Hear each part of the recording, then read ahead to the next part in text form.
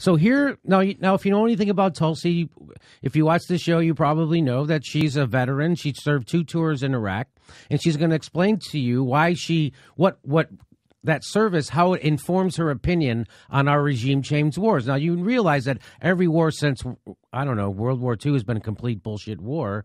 And, Vietnam, the first Gulf War, Grenada, Panama, the second Gulf War, Libya, Syria, and they all follow the same pattern, right? So before, as George Galloway points out, before we actually invade a country, we first have to launch our narrative. And the narrative is always they're a bad guy and they oppress their own people and they're probably torturing them or whatever. So then we have to go set up our own torture rooms. Okay, so here's what she says, and this is how she's going to explain it to them.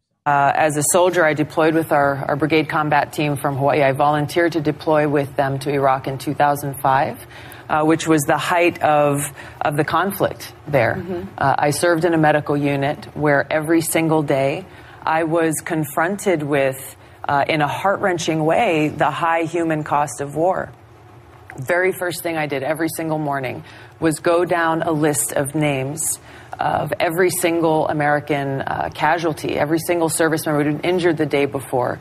And I had to see if any of our brigade soldiers were on that list, to make sure they got the care that they needed, or to evacuate them as quickly as possible. But as I went through this list every single day, I was struck with the names and the faces of my brothers and sisters who were paying the price for this war. I was struck with their families, their loved ones at home, who were so stressed and so anxious for the well-being of their loved ones.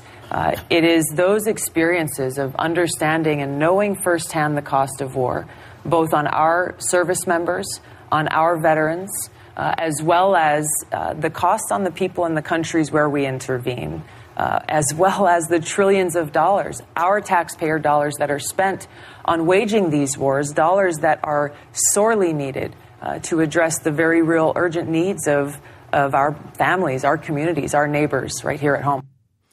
So now I thought that was excellent. And what she just said actually represents the views of the American people. And the majority of the American people think like she does.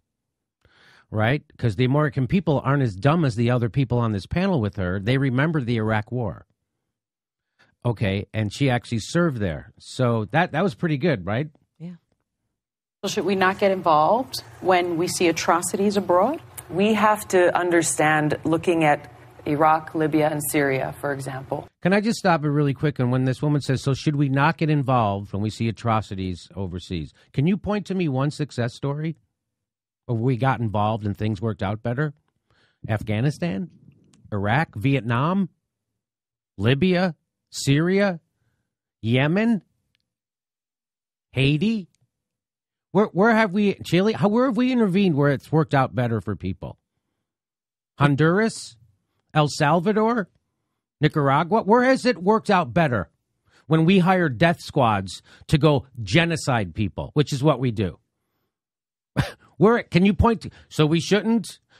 Well, I don't know. If you look at our track record, it's horrible. So these are people who have no knowledge of what they're actually talking about. So if that woman had any knowledge of the history of the United States interventionist wars, I don't think she would probably say, right, because every time we intervene, it screws everything up worse. Instead of what she said, so what are we supposed to do when there's atrocities? Hey, there's atrocities happening right here in the United States. There are 30 million people who don't have health care in the richest country in the world, and we're going to go help someone else? How about we try to help our people first? We still don't have clean water in Flint, Michigan, and 80% of workers in the country live paycheck to paycheck, but we're going to go fix somebody else's house. Do you realize how propagandized you are? No, they don't. That's how good propaganda is, and that's why it works, because you don't realize it is propaganda, and you don't realize you're repeating it when you're repeating it. So I just wanted to point that out.